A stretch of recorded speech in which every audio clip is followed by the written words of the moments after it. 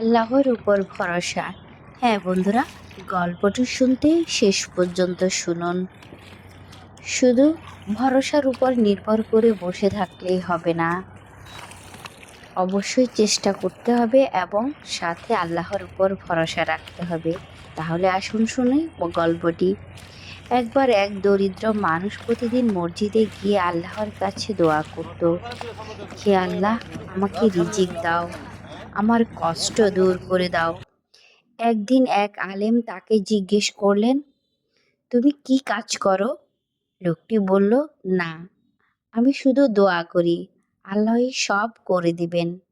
তখন আলেম বললেন, একজন মানুষ যদি তার উটকে খোলা রেখে বলে, আমি আল্লাহর উপর ভরসা করি, তাতে কি উট থাকবে? লোকটি বলল, না, উট তো পালিয়ে যাবে। আলেম বললেন, তাহলে আগে উটকে বেঁধে রাখো, তারপর আল্লাহর উপর ভরসা করো।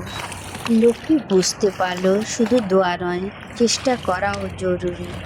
শিক্ষণীয়, আল্লাহর উপর ভরসা করতে হবে, কিন্তু তার সাথে নিজের চেষ্টাও দায়িত্ব পালন করতে হবে।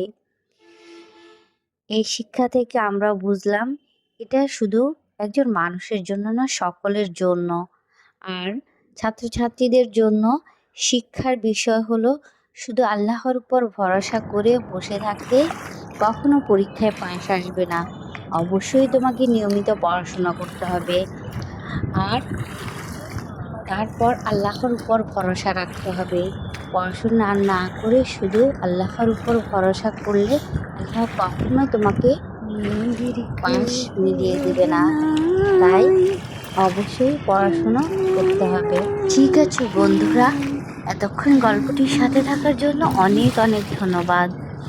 আসসালামু আলাইকুম, আল্লাহ হাফেজ।